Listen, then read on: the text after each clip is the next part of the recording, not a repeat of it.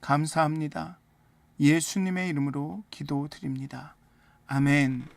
오늘 함께 나누실 말씀은 역대상 5장에서 5장과 6장의 말씀입니다. 지금까지 그렇듯이 이게 다 족보고 이름의 명단이기 때문에 이걸 일일이 다 봉독하기에는 시간이 너무 많이 흐를 것 같습니다. 제가 지금 거의 제가 믿었은 교회에 온 이후로 거의 성경의 전체를 빠짐없이 거의 다 지금 새벽 예배든 주일 설교든 해서 거의 다 설교를 했습니다. 정말로 긴 몇 개의 선지서, 로마서 이렇게 아주 분량이 많은 것들을 빼놓고는 지금 거의 다 설교를 했거든요. 그런데 그 중에서 정말 설교를 준비하기가 어려운 부분이 여긴 것 같습니다. 솔직히 말씀드리면 저도 이렇게 성경을 읽고 묵상하다가 읽기가 너무 힘들어서 또 읽다 보면 내가 뭘 읽고 있나 싶기도 하고 그런데요. 여러분, 하여튼 좀 지루한 그런 읽기 어려운 부분이기는 하지만 그래서 제가 좀 그 의미를 찾으려고 많이 노력을 했는데요. 이게 또 지나치게 해석한 것일지 모르지만 그래 좀 함께 묵상해보고 여러분들도 또 읽어보시고 그랬으면 좋겠습니다. 오늘의 본문은 크게 두 부분입니다. 역대서 5장과 역대상 6장 이렇게 두 부분입니다. 역대상 5장은 요단 동편에 정착한 르우벤, 즉 요단강을 건너지 않고 그 자리에 정착하고 오직 남성들과 전쟁을 할 수 있는 사람들만 요단강을 건너가서 그 정복 전쟁이 정착 전쟁이 완성된 후에 다시 요단강을 건너서 이쪽 요단 동편으로 돌아옵니다. 그러니까 르우벤과 갓 그리고 므낫세 지파의 반이 요단 동편에 정착을 했죠. 그러니까 5장은 그들의 족보입니다. 그들의 자손들의 명단입니다. 그리고 6장은 레위 지파의 자손들의 명단입니다. 족보입니다. 그런데 이 두 이야기가 사실은 약간 정반대의 길을 걷습니다. 르우벤과 갓과 므낫셋의 그 반 지파는 가장 기름진 땅을 차지했습니다. 여기는 평야지대입니다. 가축이 번성했고 전쟁에서 승리를 해서 그 땅을 온전히 자신의 기업으로 몫으로 차지했습니다. 그런데 그들의 이야기는 결국 이렇게 끝납니다. 그들이 오늘까지 거기에 있으니라. 아수르 포로로 끌려가서 돌아오지 못한 채로 말입니다. 가장 먼저 역사에서 사라진 지파들이 바로 이 르우벤, 갓, 므낫셋의 반지파입니다. 왜냐하면 아수르가 침략하기가 좋거든요. 가나안 지역은 요단을 건너야 했지만 여기는 바로 올 수 있는 곳이니까. 반면 레위 지파는 처음부터 땅 한 뼘도 유산으로 그 기업으로 받지 못했습니다. 그런데 그들의 족보는 끊어지지 않고 성전 봉사자로 찬양자로 대제사장으로 계속 이어집니다. 이 역대상에서 나온 이 족보의 마지막 9장은 바로 이들의 레위 지파의 성전의 찬양자로 그 문지기로 살았던 사람들의 명단으로 끝이 납니다. 오늘 본문이 우리에게 묻는 질문은 이것입니다. 우리는 무엇을 인생의 기업, 곧 진짜 소유로 삼고 있습니까? 1절부터 2절은 흥미로운 사실을 알려줍니다.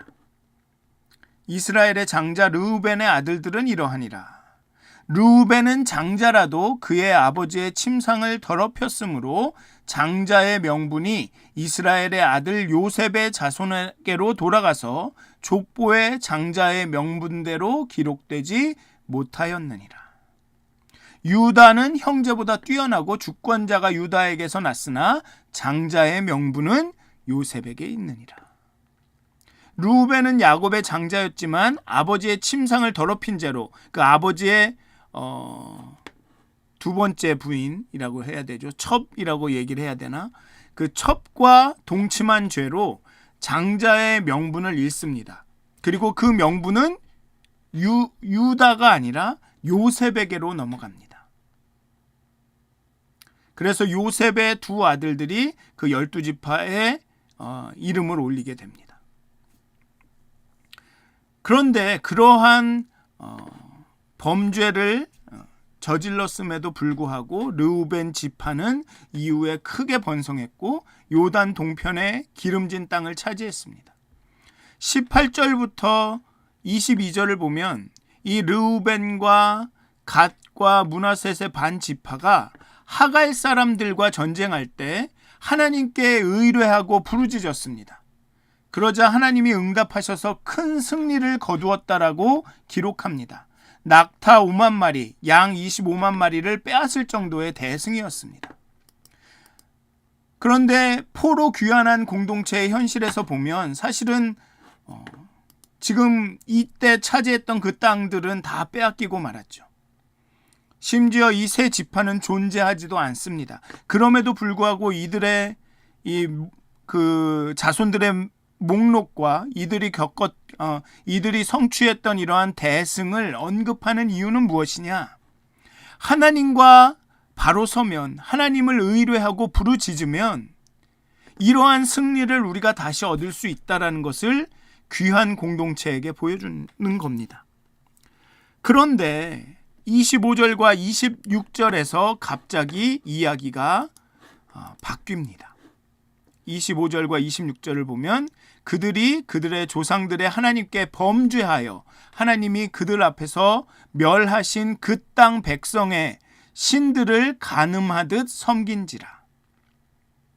이 하나님께 불순종하고 범죄하는 것과 우상 숭배는 항상 함께 갑니다.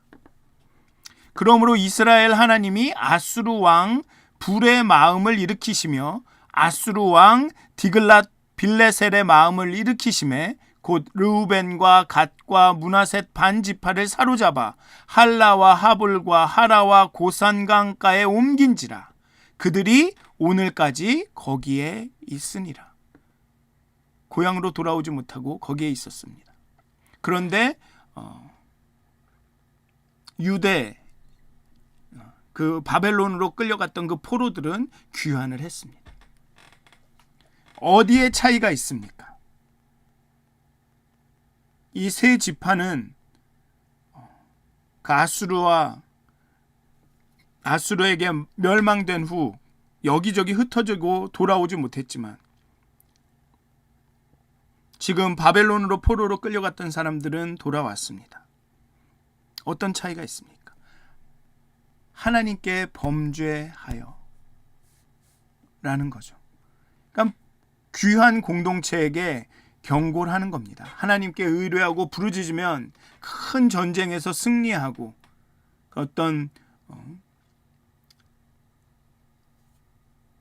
그런 어떤 대승을 거두고, 그렇지만 하나님께 범죄할 때는 멸망하여 여기저기 흩어지고, 이것을 보여주는 겁니다. 이 세 지파는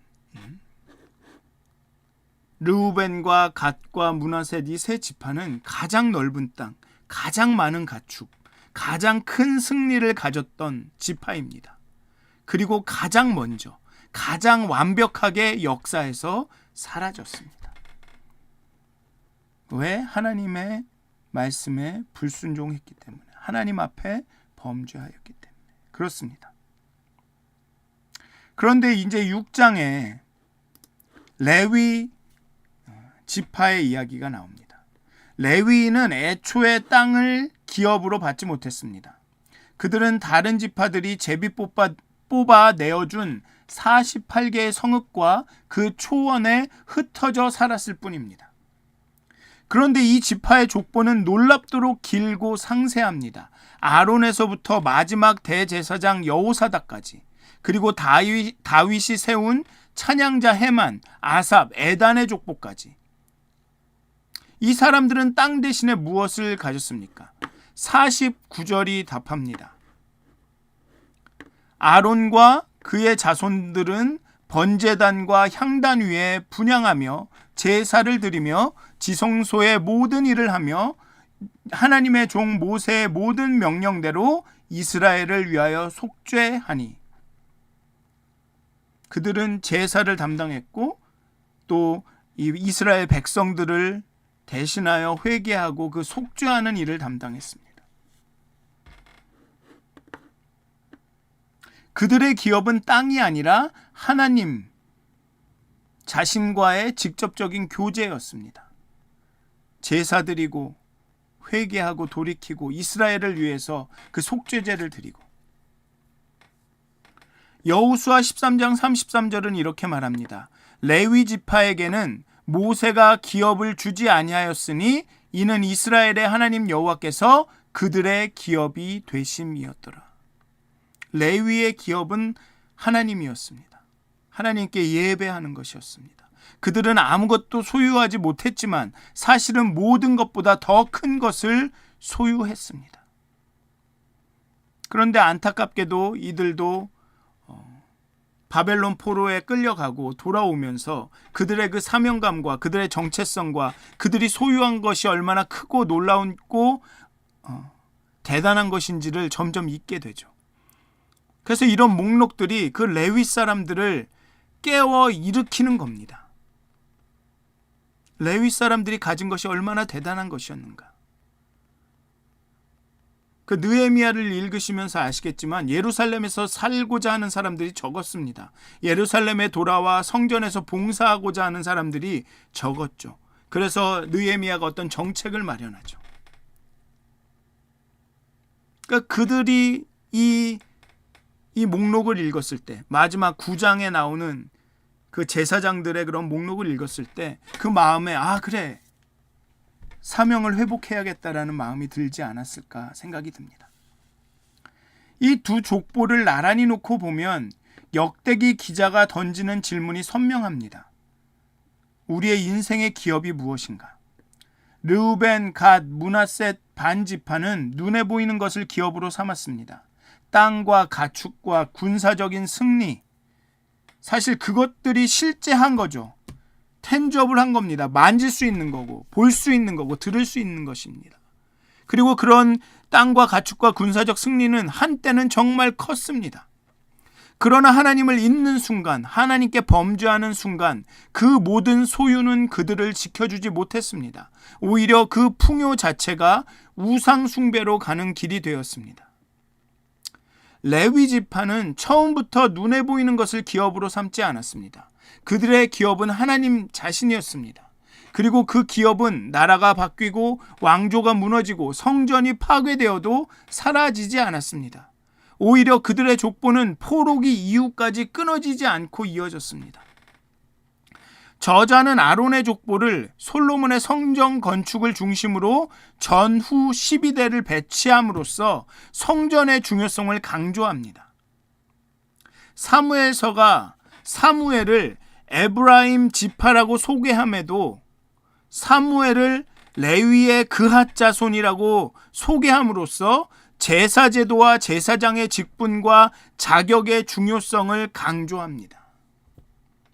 다윗을 왕으로 세운 사무엘 가문의 족보를 레위 가문으로 편입함으로써 이 제사와 관련된 사람들, 이 성전 봉사가 얼마나 중요한지를, 그것을 담당한 레위 족속이 얼마나 중요한 족속인지를 보여주는 겁니다. 이것은 신명기 33장 9절이 레위 지파를 두고 한 말과 일치합니다. 그들은 혈연조차 뛰어넘어 주의 말씀을 준행하고 주의 언약을 지켰다라는 평가를 받습니다. 소유의 크기가 아니라 하나님과의 관계의 질이 그들을 끝까지 지탱한 것입니다. 우리는 자꾸만 하나님이 주실 수 있는 것에 집중을 합니다. 하지만 레위인은 하나님 그분 자체에 집중을 했다는 겁니다. 하나님과의 교제, 성결한 삶의 모범, 말씀 교육으로 백성을 죄에서 떠나게 하는 것, 이것이 레위 족속이 집중했다라는 겁니다. 사랑하는 믿어쓴 가족 여러분, 가장 많이 가졌던 지파, 가장 좋은 땅을 소유했던 지파는 사라졌습니다. 그리고 가장 적게 가졌던 지파는 남았습니다. 이것은 우연이 아니라 성경 전체가 반복해서 증언하는 진리입니다. 하나님께 집중할 때는 이스라엘은 승승장구했습니다. 하지만 하나님을 잊고 주변 열강이나 그들의 군사나 그들이 정복한 땅에 집중했을 때는 우상 숭배에 빠지고 범죄하고 멸망하게 됩니다. 우리의 인생에서 진짜 기업은 무엇입니까? 하나님을 기업으로 삼은 사람은 다른 모든 것을 잃어도 결코 사라지지 않습니다. 사랑하는 믿었은 가족 여러분, 정말 하나님을 여러분의 참 기업으로 삼으시기를, 하나님과 교제하고 정말 성결한 삶의 모범으로 살아가고 말씀을 붙들고 죄에서 떠나시는